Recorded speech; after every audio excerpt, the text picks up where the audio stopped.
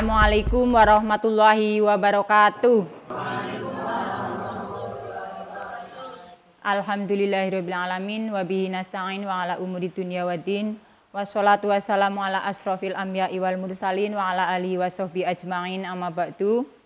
Ibu Kepala Sekolah yang saya hormati dan Bapak Ibu Guru SD Negeri 2 Lesmana yang saya hormati dan saya banggakan.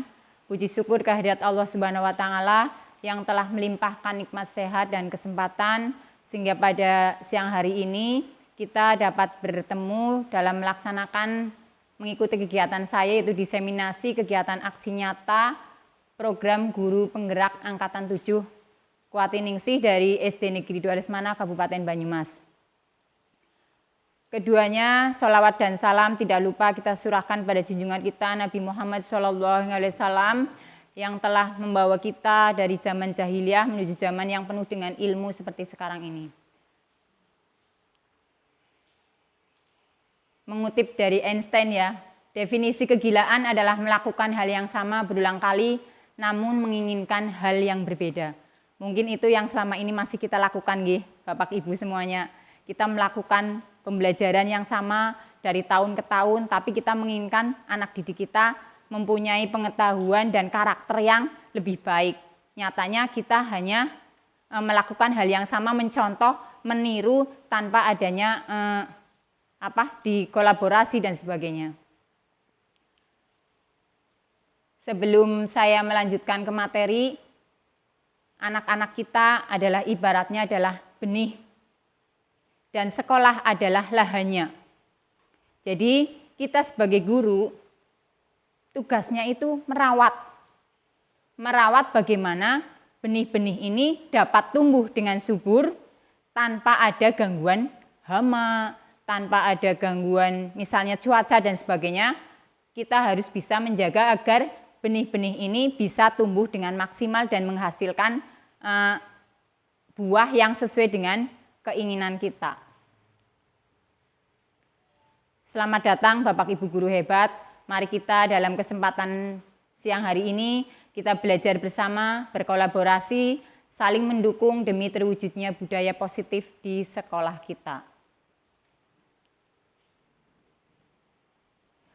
Pada 1 jam ke depan, insya Allah kita akan membahas konsep budaya positif, di antaranya yaitu perubahan paradigma belajar, kemudian disiplin positif, motivasi perilaku manusia, kebutuhan dasar, posisi kontrol restitusi, keyakinan kelas, dan segitiga restitusi. Pada kesempatan ini saya akan membahas nanti satu persatu, nanti Bapak Ibu semua kami beri kesempatan untuk bertanya apabila ada yang akan ditanyakan di akhir penyampaian dari kami.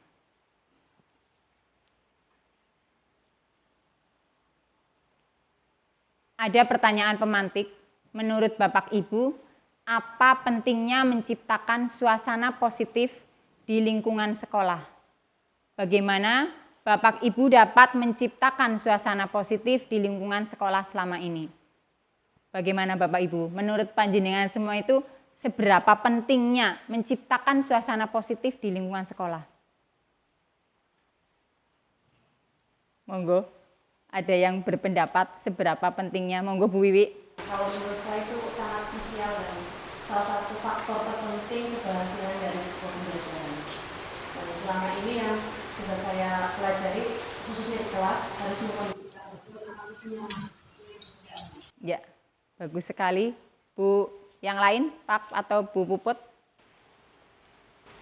Menurut saya juga sangat penting karena ketika budaya positif itu didasarkan oleh anak akan berpengaruh ke budaya. Ya, sedikit kita merefleksikan kita sebagai pendidik atau guru, pernahkah kita melakukan sesuatu itu motivasi ya, berdasarkan pasti kita melaksanakan sesuatu itu berdasarkan tujuan atau motivasi dari kita. Motivasi kita kadang ada yang motivasinya saya melaksanakan ini karena peraturan. Ada juga yang melaksanakan sesuatu itu karena tidak enak atau takut hukuman dan sebagainya. Nah, dalam kesempatan ini kita akan membahas bagaimana menciptakan kedisiplinan anak itu yang timbul dari dalam diri anak sendiri.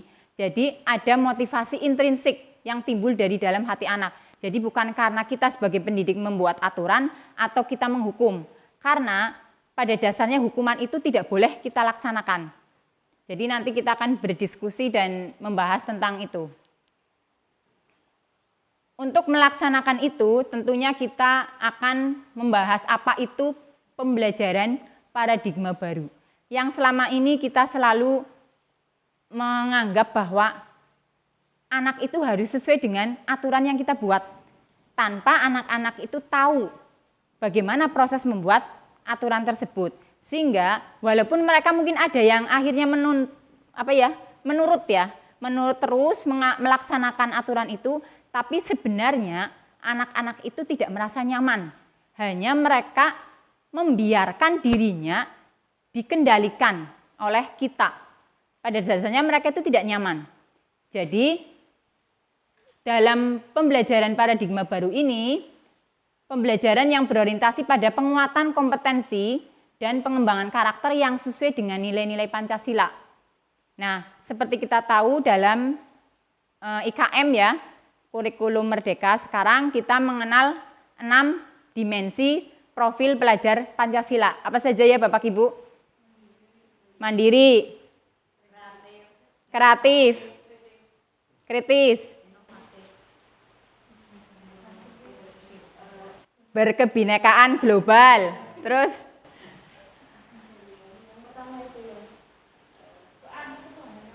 iya, dan berakhlak mulia dan bergotong royong. Itu 6 dimensi profil pelajar Pancasila yang harus pertama kita hafalkan. Kemudian sedikit demi sedikit kita juga memberikannya kepada anak, bahwa menanamkan bahwa itu dimensi profil pelajar Pancasila. Nah, itu yang akan kita harapkan nantinya karakter-karakter anak didik kita akan menjadi orang-orang yang seperti itu. Yang pertama berakhlak mulia ya, bertakwa kepada Tuhan Yang Maha Esa dan berakhlak mulia. Kemudian kreatif, mandiri, bernalar kritis, berkebinekaan global, kemudian gotong royong. Nah, nilai-nilai profil pelajar Pancasila tersebut yang sedang kita galakan agar anak-anak itu secara otomatis itu sudah timbul dari dalam hati mereka, dari dalam diri mereka, tanpa adanya paksaan, tanpa adanya hukuman, takut hukuman dan sebagainya. Pembelajaran paradigma baru memastikan praktik pembelajaran yang berpusat pada murid, yang mana setiap murid belajar sesuai dengan kebutuhan dan tahap perkembangannya. Jadi seperti kita ketahui menurut Bapak Pendidikan kita yaitu Ki Hajar Dewantara, bahwa anak-anak adalah membawa karakteristik, minat, bakat, dan ciri khas masing-masing. Jadi kita tidak berhak untuk yang dulu bahwa kita tahu ya teori tabula rasa nggih, yang anak itu seperti kertas putih. Nah, sekarang sudah tidak lagi Bapak Ibu, bahwa anak-anak itu sebenarnya adalah kertas yang sudah ada sketsanya. Jadi kita tinggal menebalkan saja, tidak perlu menulis sesuai dengan keinginan kita, tidak boleh malah nggih, tidak boleh menulis sesuai dengan keinginan kita. Jadi adanya bahwa kita menebalkan sketsa yang sudah ada sejak anak itu lahir. Nah, pembelajaran paradigma baru dilakukan melalui kegiatan pembelajaran di dalam kelas, intrakurikuler, dan di luar kelas atau kokurikuler dan ekstrakurikuler. Ini intrakurikuler nggih. Intrakurikuler itu yang kita di dalam kelas, dalam pembelajaran biasa. Dilakukan secara terdiferensiasi sehingga peserta didik memiliki cukup waktu untuk mendalami konsep dan menguatkan kompetensi.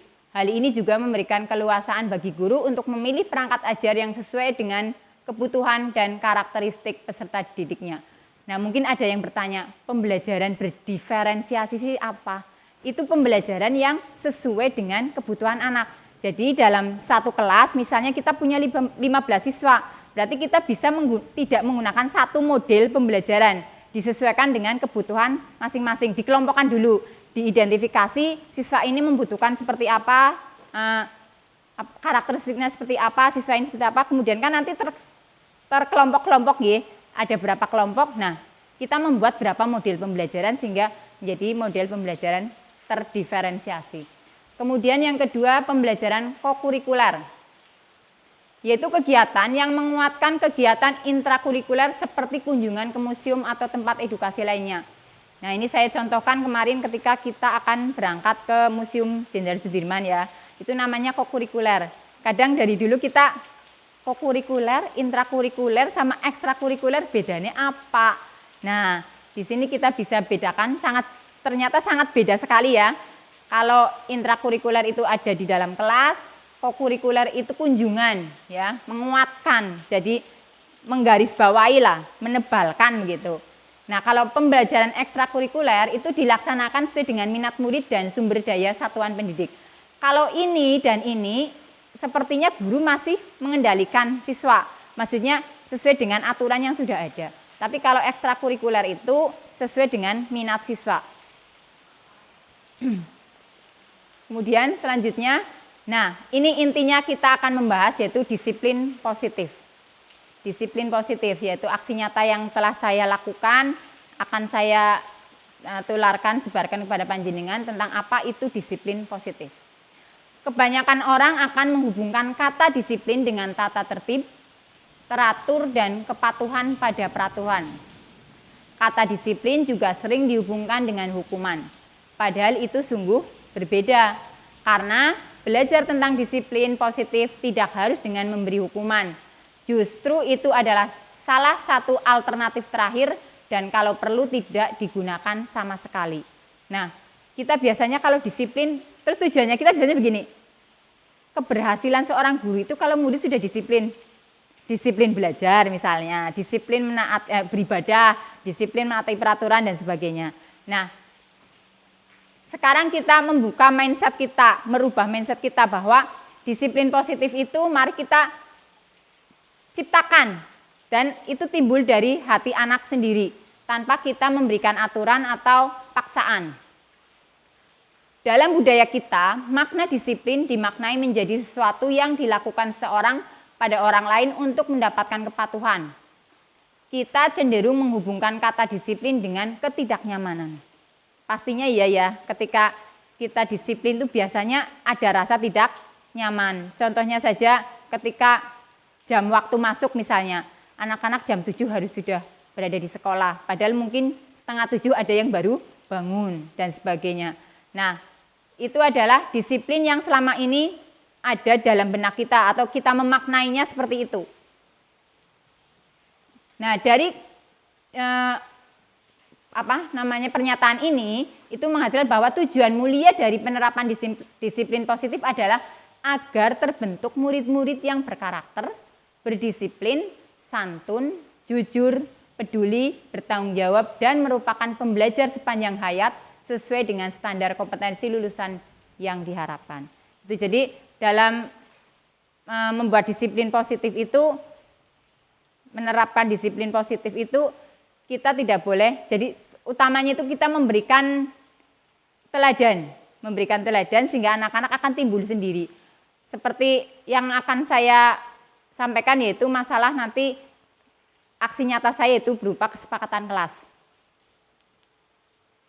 Nah, biasanya yang tadi di depan saya sudah sampaikan bahwa orang melakukan sesuatu itu pasti ada motivasinya, ada tujuannya, pasti. Apapun itu tujuannya pasti ada tujuannya.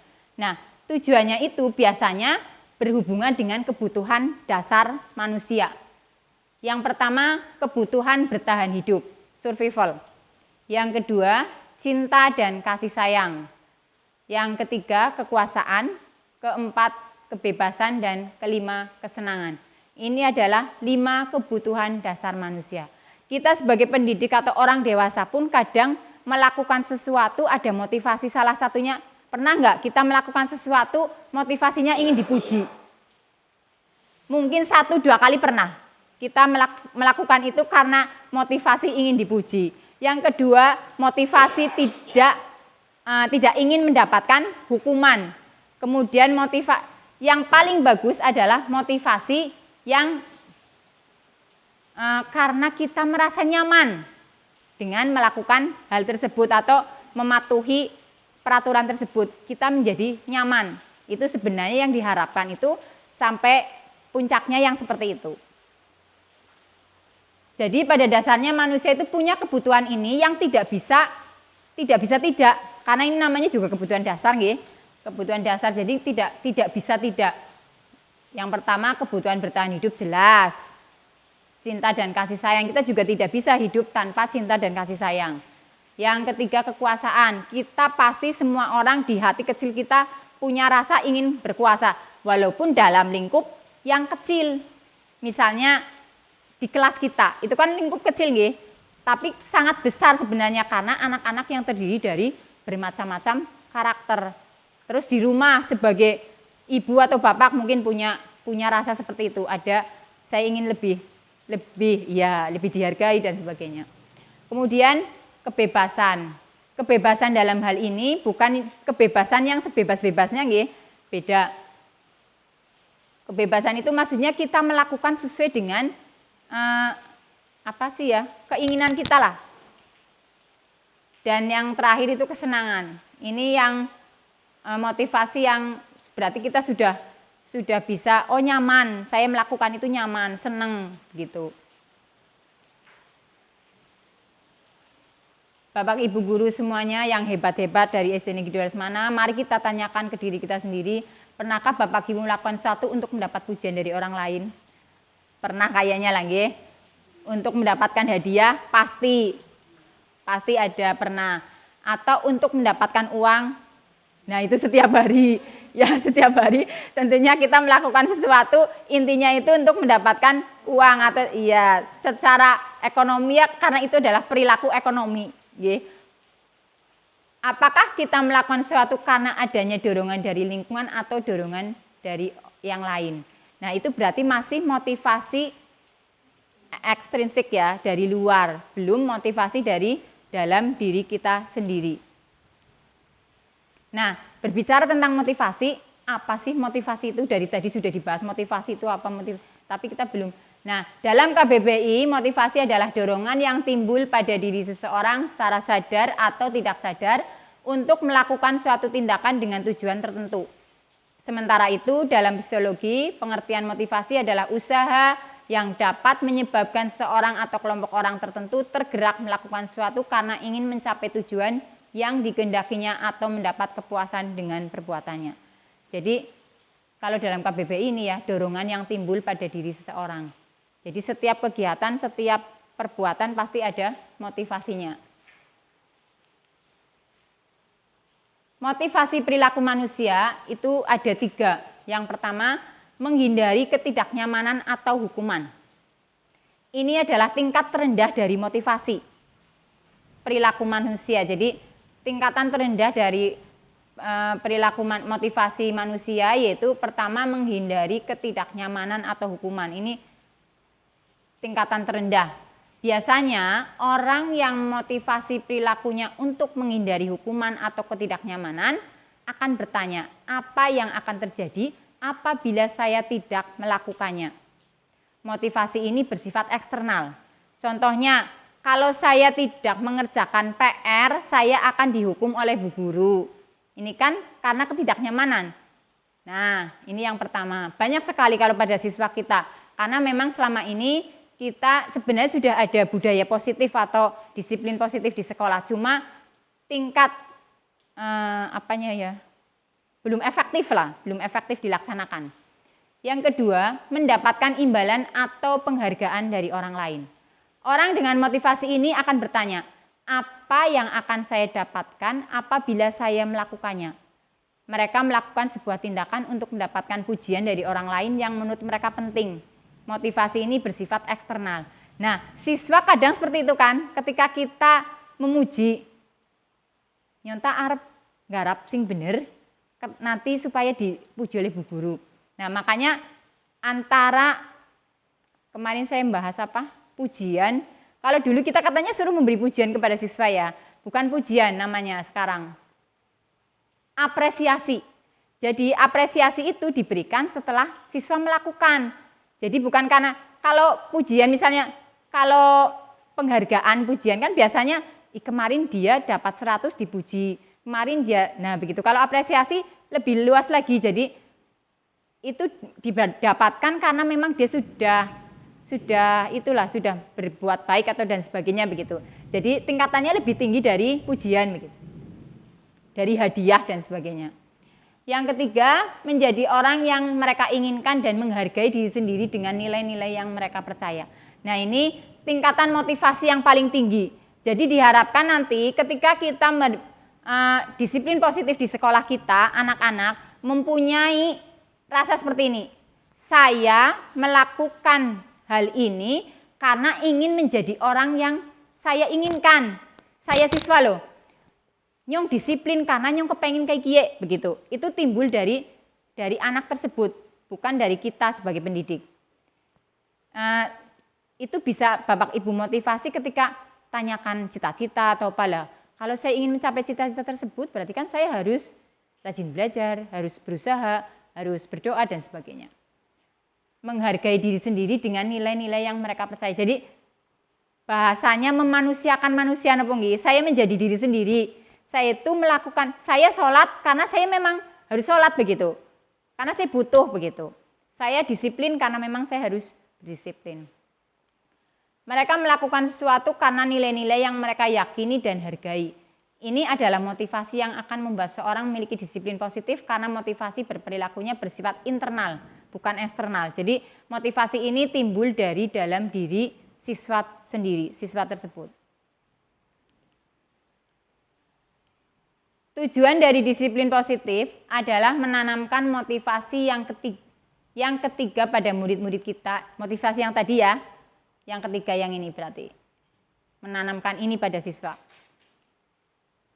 Tujuan dari disiplin positif adalah menanamkan motivasi yang ketiga pada murid-murid kita, yaitu untuk menjadi orang yang mereka inginkan dan menghargai diri sendiri dengan nilai-nilai yang mereka percaya.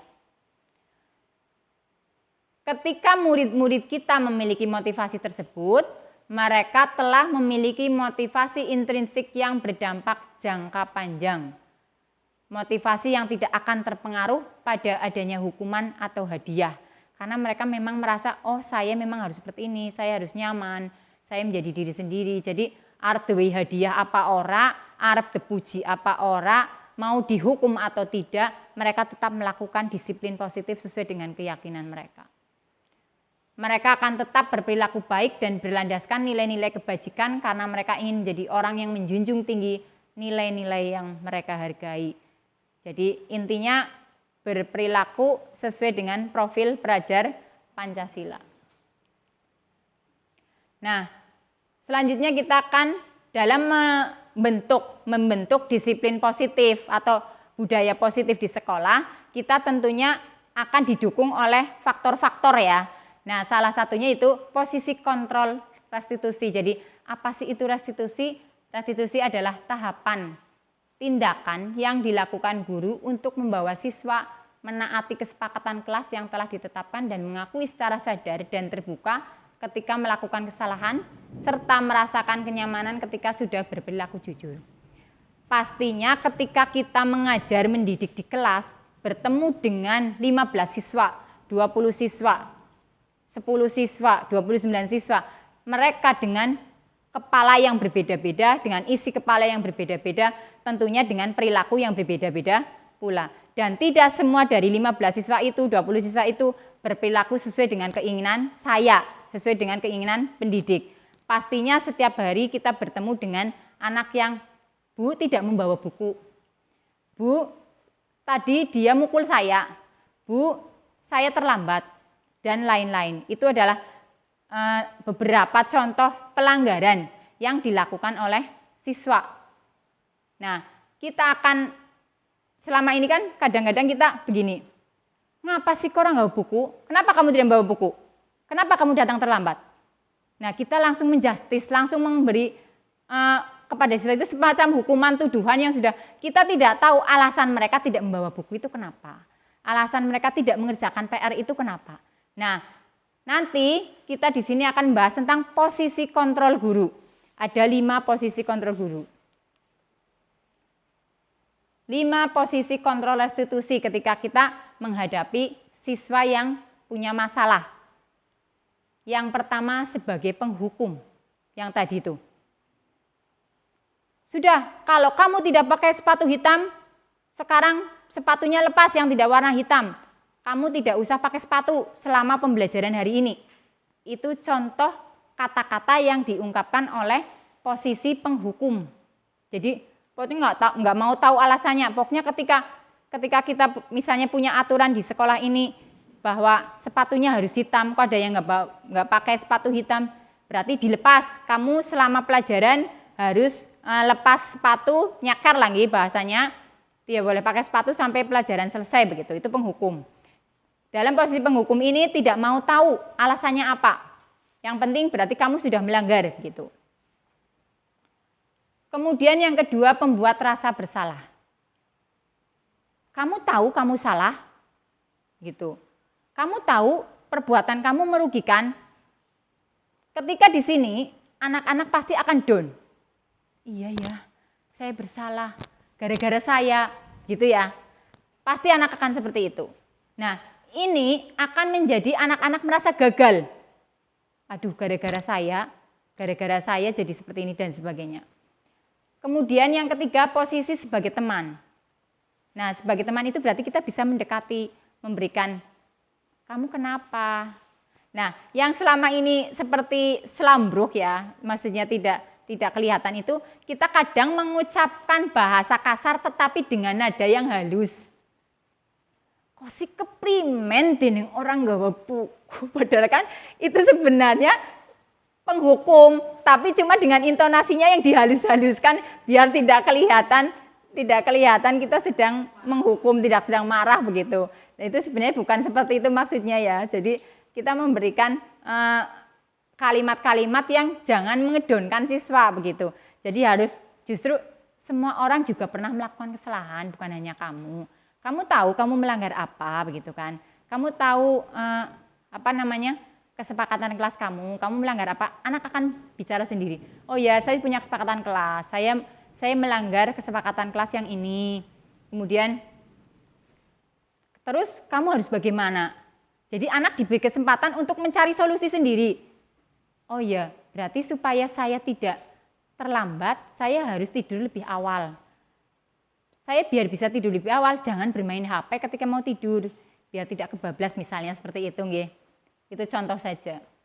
Kemudian yang keempat, memantau. Ini juga hampir sama dengan teman ya, cuma ini memantau. Nah, ini yang manajer itu yang paling baik. Jadi kita sampai memberikan solusi seperti tadi. Harus bagaimana ya? Mari kita pikirkan solusinya bersama-sama begitu. Ini adalah 5 posisi kontrol restitusi kita sebagai pendidik. Nah, ini dijelaskan penghukum. Seorang penghukum bisa menggunakan hukuman fisik maupun verbal. Jadi kita kadang-kadang sing penting aja fisik begitu ya. Padahal biasanya kata-kata justru lebih mengena dan itu akan diingat sampai anak itu dewasa sampai tua. Nyunggon domongin gurune bodoh misalnya begitu nggih. Saya dulu pernah dibilang saya nggak akan pernah sukses kalau saya nggak disiplin misalnya. Kamu bagaimana mau sukses kalau kamu seperti itu? Ternyata itu mungkin direkam anak itu sampai nanti tua begitu. Nada suara tinggi, bahasa tubuh, mata melotot dan jari menunjuk-nunjuk. Gue begitu kan biasanya ya. Tapi jujur saja kita juga pernah ya, walaupun mungkin tidak di depan anak langsung. Terus seperti apa tadi? Nah iya, mata melotot kan kadang ujare kon kira kita banyak nggak usah banyak bicara, tapi kan sebenarnya bocah pedih banget. Ya Allah, Bu Guru melotot begitu kan ya. Guru-guru yang menerapkan posisi penghukum akan berkata, patuhi aturan saya atau awas, ngawas-awasilah, mengancam. Kamu kalau tidak pakai sepatu hitam, kamu harus pulang. Atau kamu kalau tidak membawa buku, tidak ada saya nilai. Kalau itu mungkin setiap hari masih ada yang melakukan. Mungkin ya. Kadang-kadang nggak sadar, mulutnya memang begitu ya. Iya. Kemudian kamu selalu saja salah. Lah, belum tentu kan besok mau salah lagi kan belum tentu. Lah anak sudah di-justice seperti itu, kamu selalu saja salah. Bu guru tak nyong salah bisa dari salah suka salah baik. Salah baik. Ya kan, sudah belum tentu besok mau salah wis diomongi kota salah baik. Ya wis esuk salah maning baik begitu. Selanjutnya itu terlambat lagi, pasti terlambat lagi, pasti terlambat lagi, selalu datang terlambat. Kapan bisa datang tepat waktu? Nah, kita tidak memberikan kesempatan kepada anak, Bu saya terlambat karena seperti ini, jebule harus membantu ibunya misalnya. Atau tadi ternyata kos kakinya nggak ketemu Bu Guru dan sebagainya. Itu kan juga alasan yang masuk akal kan? Ya karena anak saya juga seperti itu, kos kakinya orang ketemu-temu. Kemungkinan murid akan marah dan mendendam atau bersifat agresif. Jadi pada dasarnya mereka itu marah, cuma mereka menutupi. Jadi menutupinya dengan apa? Dengan mereka mematuhi apa yang dikatakan oleh guru. Pada dasarnya mereka marah. Bu guru tah, nyong kayak digawe isin begitu kan, dipermalukan seperti itu. Apalagi kalau bapak ibu guru semuanya mengatakan ini di depan teman-teman yang lain. Bagaimanapun siswa juga punya harga diri seperti kita. Kita juga nggak mau dimarahi di depan teman-teman atau di depan orang lain, orang banyak. Yang kedua, pembuat rasa bersalah. Nah ini tadi sudah saya bahas sedikit tentang pembuat rasa bersalah. Pembuat rasa bersalah akan menggunakan keheningan yang membuat orang lain merasa tidak nyaman, bersalah atau rendah diri. Nada suaranya memelas, halus, sedih.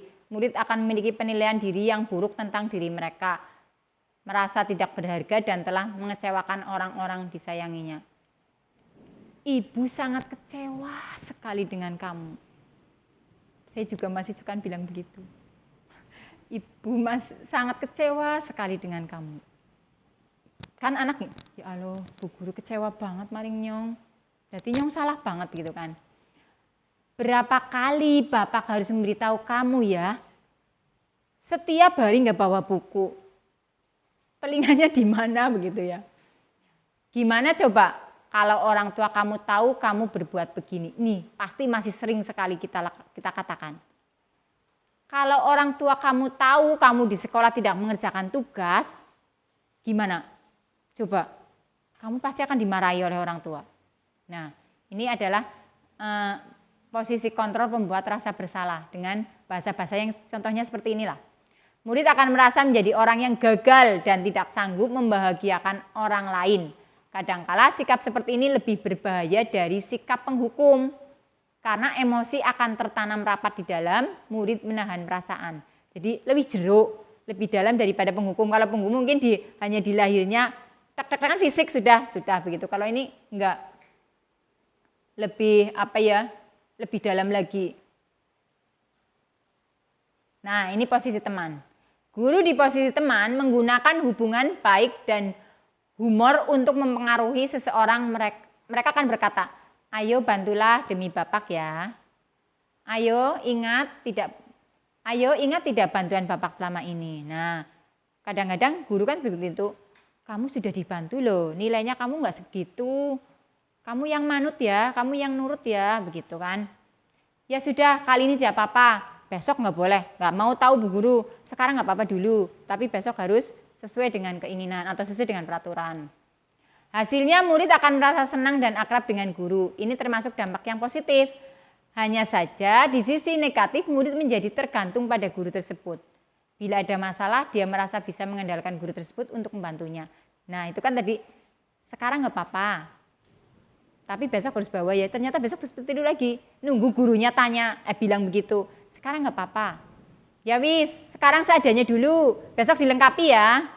Biasanya seperti itu nggih. Kemudian pemantau.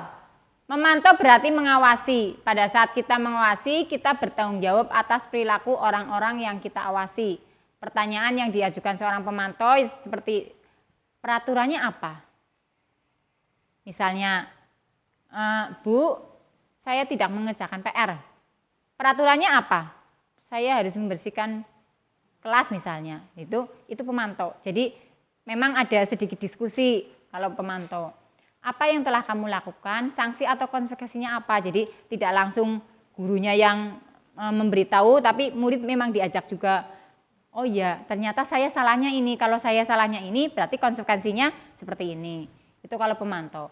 Murid memahami konsekuensi yang harus dijalankan karena telah melanggar salah satu peraturan sekolah. Guru tidak menunjukkan suatu emosi yang berlebihan, menjadi marah atau membuat merasa berbuat salah. Ini lebih, kalau semakin ke sini sudah lebih halus bu gurunya. Teman, pemantau itu sudah lebih baik. Dan yang terakhir adalah manajer. Ini adalah posisi kontrol yang paling baik dan seharusnya kita sebagai pendidik mempunyai posisi kontrol yang seperti ini. Melaksanakan posisi kontrol yang semacam ini. Manajer adalah posisi di mana guru berbuat sesuatu bersama dengan murid. Mempersilahkan murid mempertanggungjawabkan perilakunya. Mendukung murid agar dapat menemukan solusi atas permasalahannya sendiri. Di manajer, murid diajak untuk menganalisis kebutuhan dirinya maupun kebutuhan orang lain.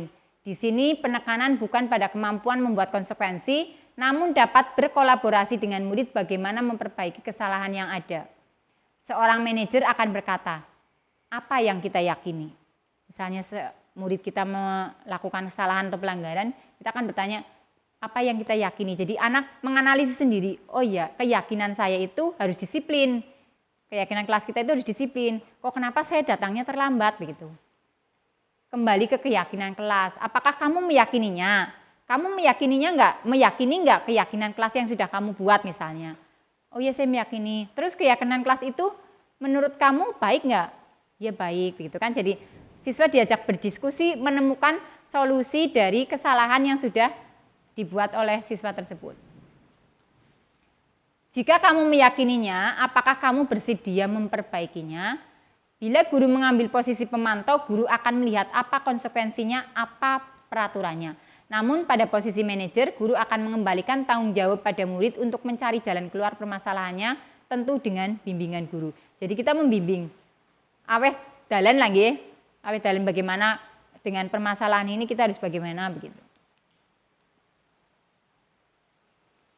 Contoh penerapan 5 kontrol restitusi, yaitu contoh kasusnya misalnya itu Udin yang terlambat hadir di sekolah misalnya. Kalau seorang penghukum itu kan begini, terlambat lagi, pasti terlambat lagi, selalu datang terlambat. Kapan bisa datang tepat waktu? Nah itu kalau seorang penghukum itu kan begitu dengan nada yang tinggi, kami mencicil, melotot dan sebagainya. Yang kedua, pembuat merasa bersalah. Udin, kamu ini bagaimana ya?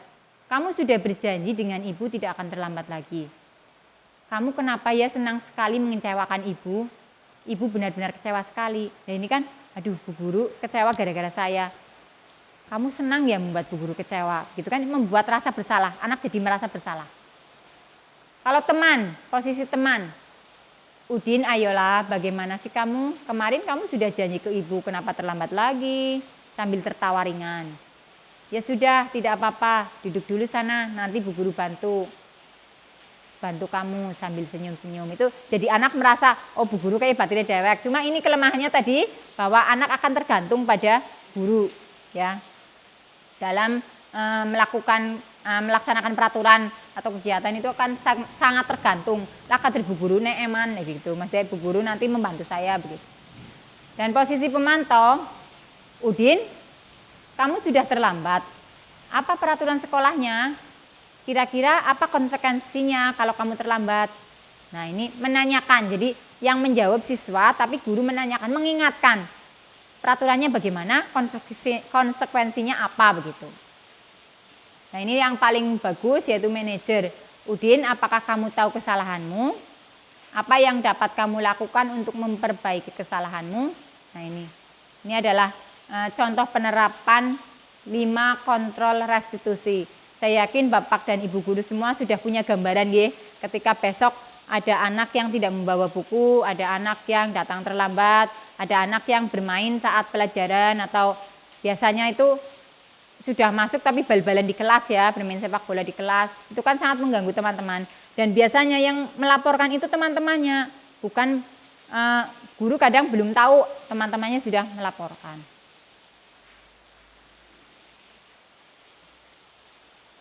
Nah, dari posisi kontrol tadi kita akan bisa membuat suatu kebiasaan atau budaya positif, yaitu dengan melaksanakan membuat keyakinan kelas. Ya, nanti panjenengan semua bisa praktekkan di kelas masing-masing membuat keyakinan kelas. keyakinan kelas. Mengapa kita memiliki peraturan tentang penggunaan helm pada saat mengendarai kendaraan roda 2 atau motor? Nah, ini mengapa? Karena untuk keselamatan kan ya, untuk kenyamanan, untuk keselamatan.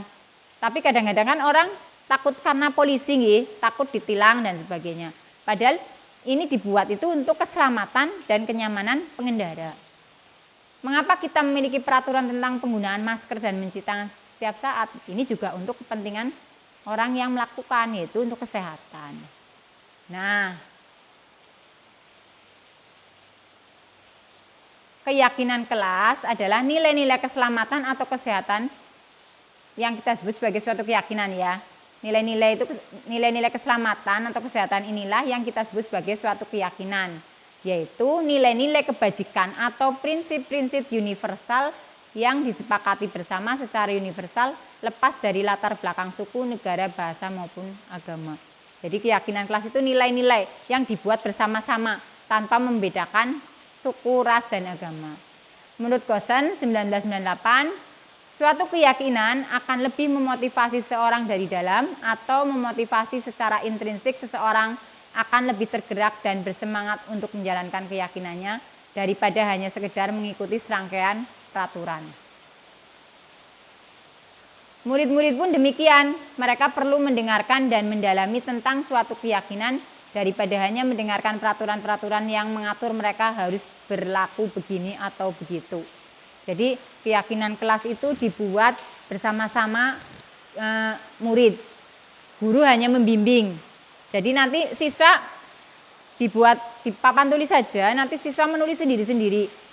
Nah nanti kan kalau sudah menulis semua satu kelas, disortir, dikelompokkan. Misalnya hampir kalimatnya sama, maksudnya sama, dijadikan satu. Nanti jadi tidak terlalu banyak. Biarkan semua siswa ikut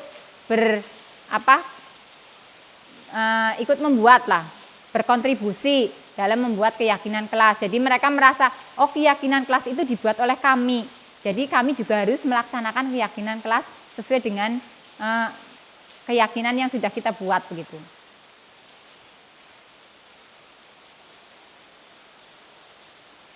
Ya, saya sudah melaksanakan kegiatan pembentukan keyakinan kelas. Pertama, Bapak Ibu itu memberikan pemahaman tentang keyakinan kelas, nggih. Jadi sosialisasilah kepada anak-anak kita kan membuat keyakinan kelas. Keyakinan kelas itu apa, Bu Guru? Ya semacam seperti peraturan begitulah ya. Cuma ini kita buat bersama-sama, bukan hanya Bu Guru yang membuat, kamu membuat aturan sendiri, membuat keyakinan kelas sendiri, kesepakatan kelas.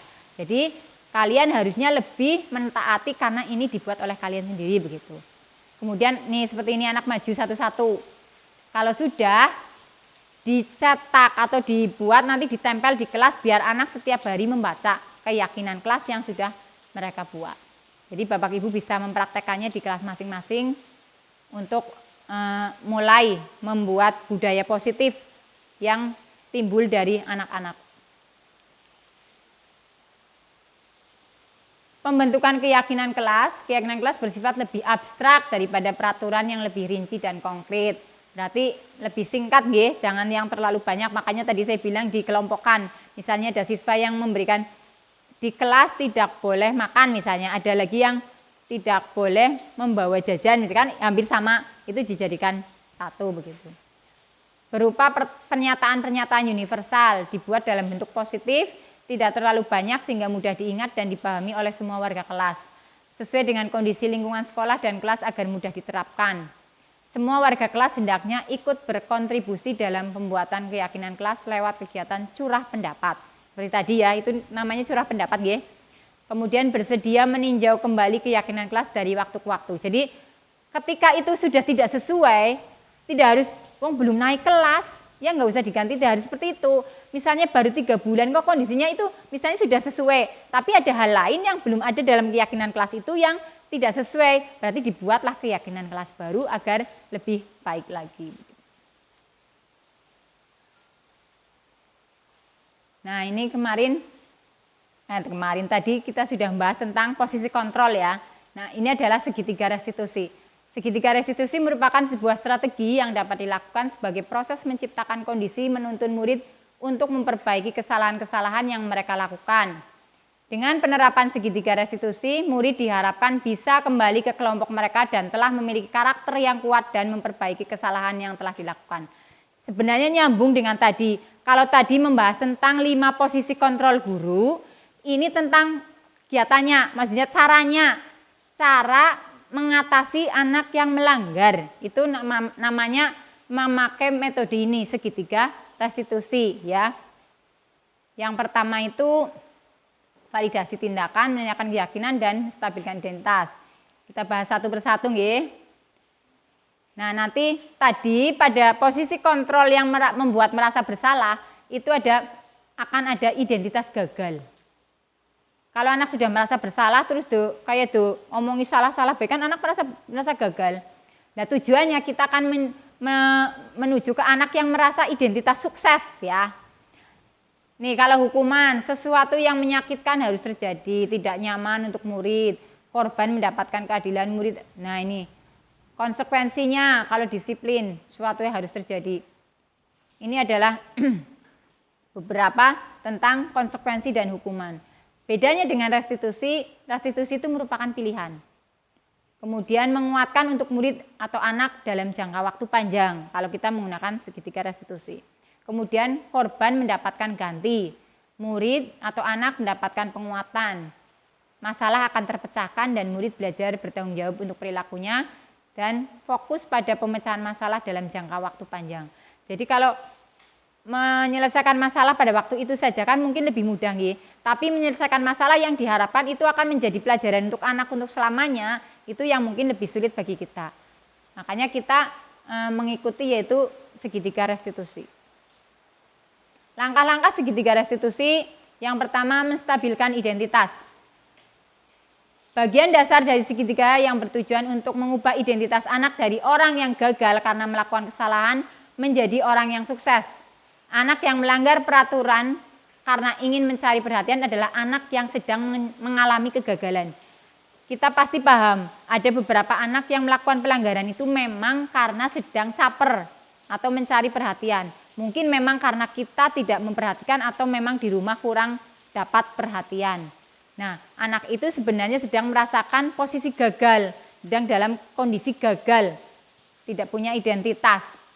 Kalau kita ingin ya menjadi reflektif, maka kita harus meyakinkan si anak dengan cara mengatakan kalimat-kalimat ini. Berbuat salah itu tidak apa-apa. Tidak ada manusia yang sempurna. Jadi anak merasa tidak, oh ternyata yang berbuat salah itu bukan hanya saya, begitu.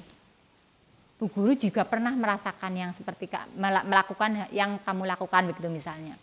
Saya juga pernah melakukan kesalahan seperti itu. Kita bisa menyelesaikan ini. Ini adalah kalimat-kalimat ketika siswa kita melakukan kesalahan sebagai dalam fase menstabilkan identitas. Ini kalimat-kalimat yang bisa kita katakan kepada siswa. Yang kedua, langkah kedua, validasi tindakan yang salah. Setiap tindakan kita lakukan dengan suatu tujuan yaitu memenuhi kebutuhan dasar.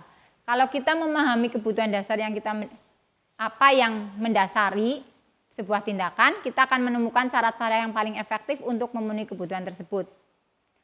Kalimat-kalimat di bawah ini mungkin terdengar asing bagi guru, namun bila dikatakan dengan nada tanpa menghakimi akan memvalidasi kebutuhan mereka. Jadi dalam tahap validasi tindakan yang salah ini kita mengatakan begini, kamu pasti punya alasan mengapa melakukan hal itu. Jadi kita memberi kesempatan kepada siswa untuk berargumen atau beralasan mengapa dia melakukan seperti itu begitu. Kalau selama ini kita langsung kamu salah, tidak mau tahu tentang alasannya, sekarang kita berlatih, oh kenapa sih kamu jadi melakukan hal seperti itu begitu. Kamu patut bangga pada dirimu sendiri karena kamu telah melindungi sesuatu yang penting bagimu. Kamu boleh mempertahankan sikap itu, tapi kamu harus menambah sikap yang baru. Contohnya misalnya seperti ini. Ada anak yang berkelahi dengan temannya. Berkelahi kemudian dilaporkan ke Bu Guru. Kamu mengapa melakukan itu? Karena saya dituduh mencontek Bu Guru misalnya. Terus akhirnya karena saya marah, karena saya sudah mengatakan saya tidak mencontek, saya tetap dikatakan mencontek, jadi saya bilang kasar gitu loh misalnya. Nah, sebagai guru kita, Ya wajar kalau kamu marah karena sebenarnya kamu tidak mencontek tapi kamu dituduh mencontek. Bu guru pun akan berperilaku yang sama ketika bu guru ada di dalam posisi kamu. Bu guru akan marah ketika tidak mencontek tapi dituduh mencontek. Tapi apakah marah kamu itu melanggar keyakinan kelas misalnya seperti itu. Jadi nanti bisa nyambung dan akan menemukan solusi sehingga anak akan menyadari kesalahannya dengan sendiri gitu loh, menyadari sendiri tanpa kita harus ngomei, tanpa kita harus memberikan hukuman-hukuman. Langkah yang ketiga yaitu menanyakan keyakinan. Seperti tadi, teori kontrol menyatakan bahwa kita pada dasarnya termotivasi secara internal. Ketika identitas sukses telah tercapai, langkah 1 dan tingkah laku yang salah telah divalidasi, ini tadi langkah 2 ya, maka anak akan siap dihubungkan dengan nilai-nilai yang dia percaya dan berpindah menjadi orang yang dia inginkan. Pertanyaan-pertanyaan di bawah ini menghubungkan keyakinan anak dengan keyakinan kelas atau keluarga. Apa nilai-nilai umum yang telah kita sepakati di kelas? Anak akan menjawab karena tadi keyakinan kelas itu dibuat dalam kalimat-kalimat yang sederhana, tidak panjang-panjang. Jadi diharapkan nanti anak hafal, nanti ditempel di dinding kelas, misalnya disiplin, harus berangkat tepat waktu, kan itu kan mudah dihafal nggih, menghormati orang lain dan sebagainya. Apa bayangan kita tentang kelas yang ideal? Kurang iya. Apa bayangan kita tentang kelas yang ideal? Apakah kamu masih ingat keyakinan kelas kita? Nah, itu seperti itu pertanyaannya kepada anak. Nah, ini adalah contoh penerapan segitiga restitusi di kelas saya. Anak-anak, kemarin kalian telah melaksanakan pembelajaran di luar kelas atau open class. Nah, hari ini tugas kalian adalah menceritakan apa yang sudah kalian laksanakan kemarin, yaitu di Taman Dreamland ya. Kalian tulis dalam bentuk karangan paragraf alinea. Silakan kalian tulis dengan bahasa kalian sendiri. Silakan. Ya, ini ada anak yang tidur ketika sedang pelajaran. Ketika teman-teman sedang mengerjakan malah dia tertidur sehingga temannya melaporkan ya. Tidur Bu, kemarin juga tidur di kelas. Oh, sekarang lagi tidur. Iya Bu.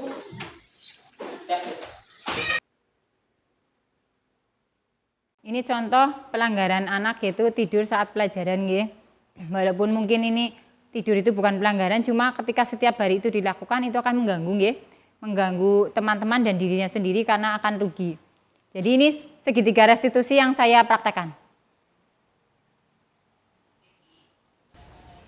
Ricky, beberapa hari ini Bu Guru perhatikan kamu sering tertidur saat pelajaran di kelas. Iya Bu. Menurut kamu, sudah berapa kali kamu tertidur saat pelajaran di kelas? Sudah seminggu ini Bu. Tertidur saat pelajaran, kesalahan atau bukan? Kesalahan Bu. Setiap orang pasti pernah berbuat kesalahan. Yang terpenting, bagaimana kita belajar dari kesalahan yang sudah kita buat dan berusaha untuk memperbaikinya. Setuju? Setuju Bu. Ricky, kita cari solusinya bersama ya. Ya Bu. Ricky sering tertidur di kelas saat pelajaran, pasti punya alasan. Ya Bu. Kenapa? Karena saya sering begadang sambil main HP Bu. Sehingga ketika pelajaran saya tidak bisa menahan ngantuk Bu. Kamu tahu keyakinan kelas yang sudah kita sepakati? Tahu Bu. Tertidur di kelas sesuai dengan keyakinan kelas tidak? Tidak Bu. Menurut kamu, keyakinan kelas apa yang sudah kamu langgar? Disiplin dan menghargai orang lain Bu. Menurut kamu, disiplin dan menghargai orang lain penting tidak buat kamu? Penting Bu, karena jika saya terus-terusan tertidur di kelas, saya akan ketinggalan pelajaran dan tidak menghargai guru yang sedang mengajar. Disiplin dan menghargai orang lain itu sangat penting dan bermanfaat untuk kita. Ya Bu, saya menyesal sudah sering tertidur di kelas saat pelajaran.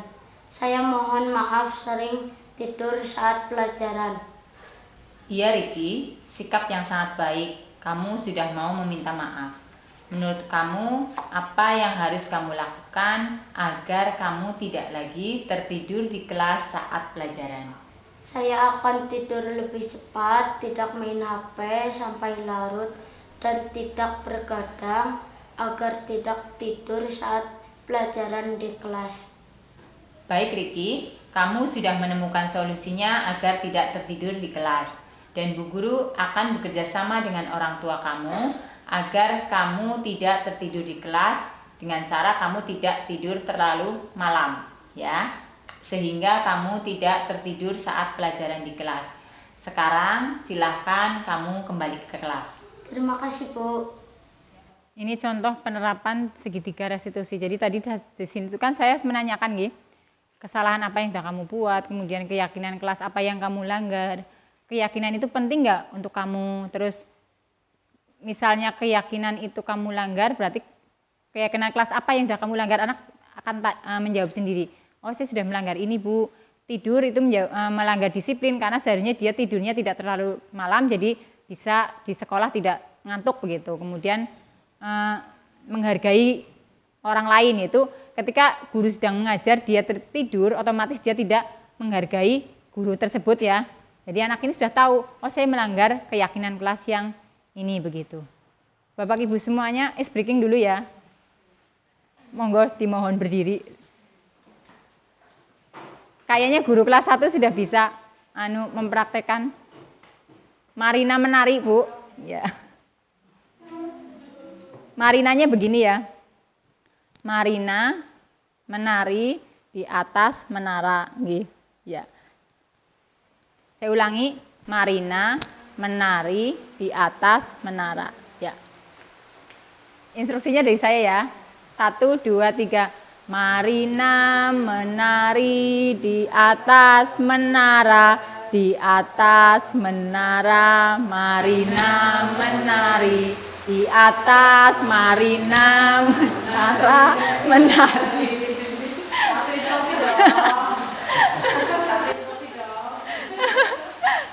Ulangi nggih.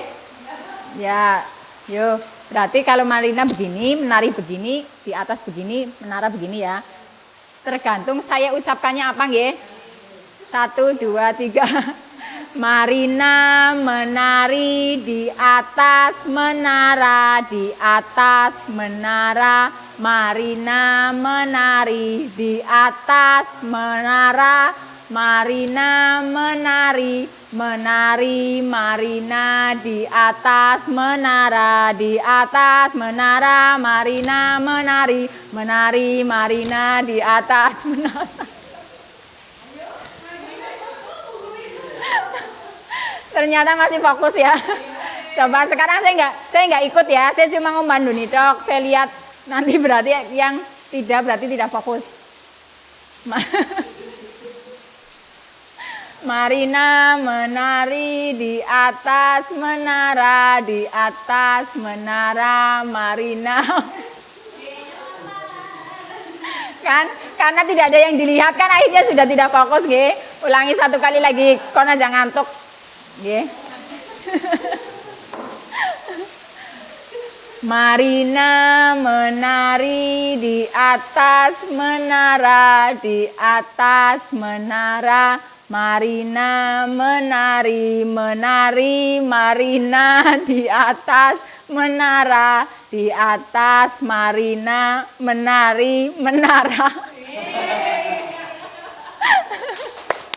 Tepuk tangan untuk kita semuanya. Terima kasih, monggo duduk kembali biar tidak ngantuk saja.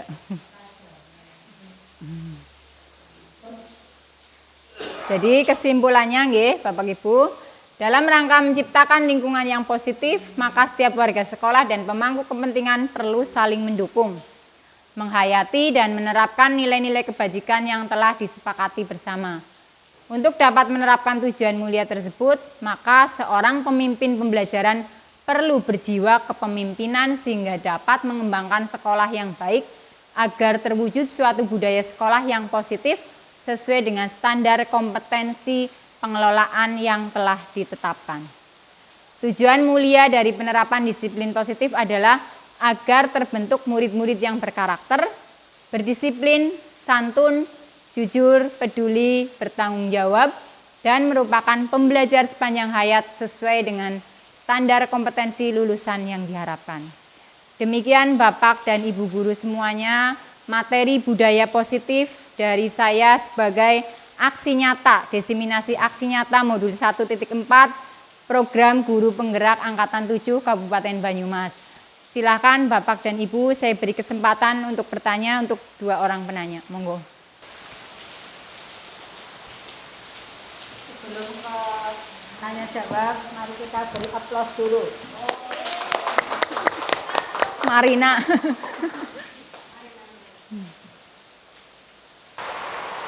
Untuk sesi tanya jawab ini mau dibuat berapa cermin Bapak Ibu? 1 apa 2? 1 nih. 1 cermin itu terdiri dari 1 penanya atau 2 penanya? 2 langsung. Silakan Bapak Ibu untuk cermin pertama dari Ibu Tiwi. Terima kasih. Sebelumnya setelah tadi Bu Wati jelaskan secara gamblang, dan insya Allah saya sudah sedikit paham ya Bu, ada beberapa keluhan yang sudah saya lakukan. Salah tidak ya, mungkin keliru bagi saya, selama ini kita sudah begitu memaksakan kehendak terhadap anak-anak didik kita. Yang ingin saya tanyakan, fokus saya Bu Wati, mungkin keluar apa ya? Iya. Yang tadi saya masih kadang-kadang masih menjadi pertanyaan saya saat melakukan 5 posisi kontrol dulu. Terkadang sebenarnya kita sudah melaksanakan 5-5-nya, mungkin cenderungnya yang lebih ke 1 dan 2, lebih dominan ya. Sebenarnya ada saat itu kita juga sudah menjadi teman, kadang-kadang sudah memantau, kadang-kadang yang paling akhir bisa sudah mentok, kita pasti menjadi manajer yang harus mencarikan solusi untuk akhir kita. Pertanyaan saya, jika saya dalam hal ini merasa kesulitan di saat melakukan salah satu kontrol ini, khususnya dalam yang paling sering saya lakukan adalah membuat rasa bersalah. Itu jujur aja saya sering tidak sadar saya ucapkan kata-kata itu berulang-ulang, dan sebenarnya setelah saya katakan juga saya dalam hati saya sudah langsung astagfirullahaladzim, saya kok sudah menjadi anak atau mungkin membuat anak itu secara pas tidak ada masalah, tapi mungkin dalam hati mereka kita tidak tahu. Iya. Di saat itu sudah kita lakukan buati membuat suatu jad gitu ya, tapi ternyata anak itu kok masih belum bisa berubah. Besok diulang lagi dan diulang lagi. Menurut Buati, apa yang paling mungkin bisa saya lakukan agar setelah menjadi manajer pun anak itu belum bisa berubah? Itu pertanyaan saya. Niku nopo langsung. Ya. Terima kasih Bu Wiwi atas pertanyaannya, bagus sekali, dan mungkin sebenarnya dari Bapak dan Ibu guru yang lain juga hampir menanyakan hal yang sama nggih. Jadi menurut Ki Hajar Dewantara bahwa disiplin itu adalah suatu diri sendiri, self disiplin diri sendiri begitu loh. Jadi ketika kita menginginkan orang lain untuk berdisiplin, maka kita yang harus berdisiplin terlebih dahulu. Nah, itu kan kasus yang banyak sekali ditemukan ya, ketika contohnya anak tidak membawa buku lah, itu kan saya juga mengalami di kelas 5 seperti itu. Bahkan saya sudah memberikan konsekuensi yang harusnya tidak boleh begitu kan, tapi karena anaknya sudah mengulang-ulang, jadi yang pertama kita lakukan untuk mengatasi hal tersebut, kita berusaha menjadi teladan. Seperti tadi kita sampaikan di depan, jika kita ingin mendisiplinkan, berarti kita melihat secara negara. Kita harus disiplin dari diri sendiri begitu. Ketika dia belum mau melaksanakan sesuai yang saya katakan atau sesuai dengan alur yang saya sudah laksanakan, tapi ternyata itu melenceng dari alur begitu kan.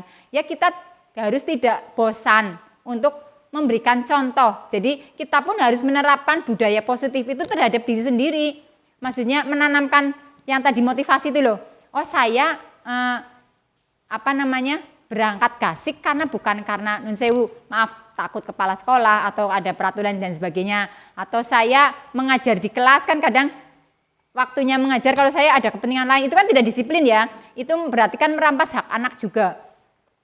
Nah, saya itu mengajar itu karena saya itu motivasi dari saya. Pertama mungkin karena kewajiban, yang kedua saya memang nyaman ketika saya melakukan tugas saya. Tapi ketika saya misalnya pergi ketika pembelajaran belum selesai, saya akan merasa tidak nyaman. Nah itu akhirnya kita akan melaksanakan secara berulang-ulang sambil kita juga memberi bimbingan kepada anak itu loh. Jadi kan anak, oh ya Bu Guru B disiplin, Bu Guru B konsekuen dengan apa yang beliau katakan begitulah. Mungkin kalau dari saya seperti itu. Mungkin yang lain kita diskusi saja. Ada solusi yang lain. Kalau saya sih itu maksudnya ketika anak kok sudah sebagai pembuat merasa bersalah ya, kita sudah melaksanakan posisi kontrol kita sebagai pembuat merasa bersalah. Nah, kita bisa tingkatkan ke teman dulu, Bu Wiwi, berarti kalau memang itu berarti jenengan. Itu misalkan saya sudah sampai ke teman, bahkan sama manajer. Oh iya, Lagi kesalahan atau mungkin ya bukan kesalahan ya, perbuatan yang mungkin tadi seperti tadi melanggar kesepakatan yang sudah. Iya. Kalau tidak masuk dia sudah dihukum secara tidak masuk oleh teman-temannya. Iya. Dia sudah meninggal, gitu kan sudah dihukum sebenarnya bukan Iya. oleh gurunya. Iya. Karena itu atau mungkin kitanya kadang-kadang saya yang gagal atau mungkin memang anaknya bawaan dari rumah, kadang yang tantangan saya kan seperti itu. Nah, ya tadi saya juga lupa sampaikan bahwa posisi kontrol ini kan bukan hanya kita praktekkan di sekolah, kita praktekkan juga kepada anak-anak kita di rumah seperti itu. Karena nah, ketika kita sebenarnya sudah sampai di posisi manajer, ini kan sudah sampai di posisi level tertinggi ya. Kita sudah menanyakan, kok dadine kayak keprimen, masalahnya apa.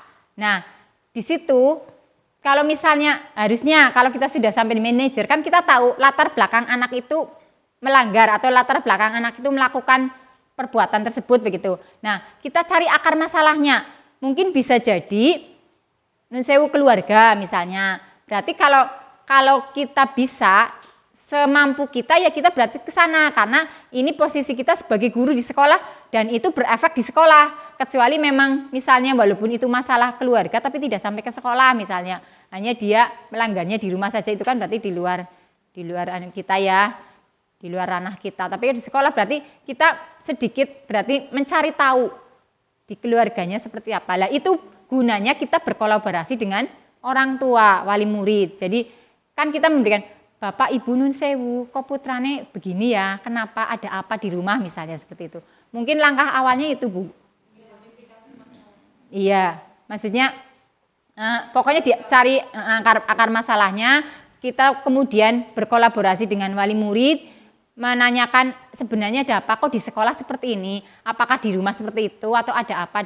Mungkin dengan begitu juga wali murid mereka juga akan merasa anaknya diperhatikan juga, kemudian merasa oh ya ada, kalau mereka ternyata sedang kesulitan juga sama dengan gurunya, oh ternyata sing lagi didik anaknya bukan hanya saya, Bu Guru pun melakukan hal yang sama dan bahkan lebih perhatian begitu. Jadi nanti lebih terjalin kerjasama dengan sekolah dan wali murid. Begitu Bu Wiwi. Monggo.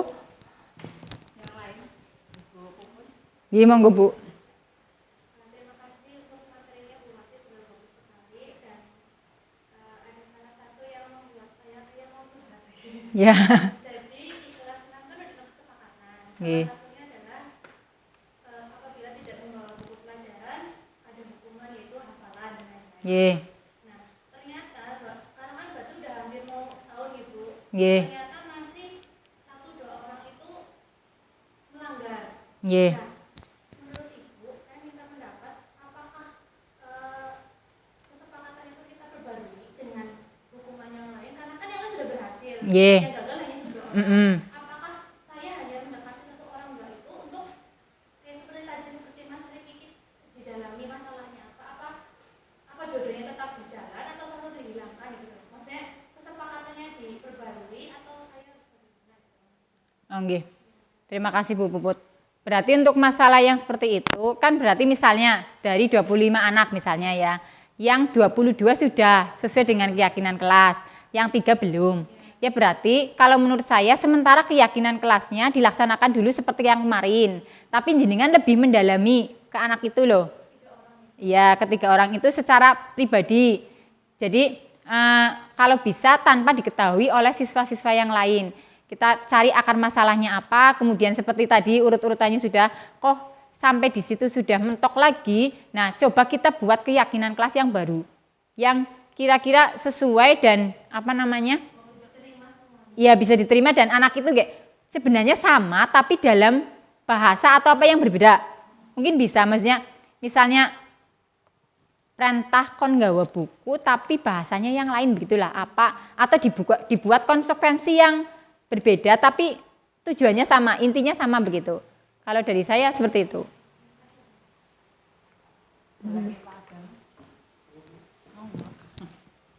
Ada lagi yang mau tanya, Bu Vika. Monggo. Bu Novi. Monggo. Pak Sri. Bebas lah mau tanya. Kita kan diskusi.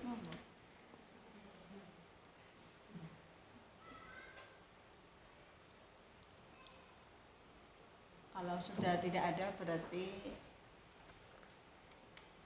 acara dilanjutkan. Mun nggih. Berarti pun nggih Bapak Ibu sedaya. Ya, terima kasih Bapak Ibu semuanya yang sudah memberikan waktu, meluangkan waktu untuk mengikuti aksi nyata diseminisasi saya pada program Guru Penggerak modul 1.4 yaitu budaya positif. Semoga materi yang saya sampaikan hari ini bermanfaat untuk Bapak dan Ibu guru semua khususnya dan untuk anak-anak kita sekolah SD Negeri Durasmana pada umumnya. Semoga kita bisa mempraktekkan juga ini di rumah ya, karena ini pembentukan keyakinan kelas, posisi kontrol dan budaya positif itu bukan hanya di sekolah, akan lebih bagus lagi kalau ini berangkat dari rumah sudah memiliki budaya yang positif. Karena namanya budaya kan itu sudah mendarah daging ya. Kalau budayanya positif berarti dia akan melahirkan perilaku-perilaku yang positif juga yang sesuai dengan keinginan kita bangsa Indonesia, yaitu profil pelajar Pancasila yang sedang digalakan seperti sekarang.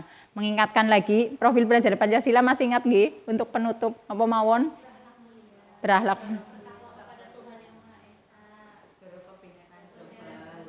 Bernalar kritis.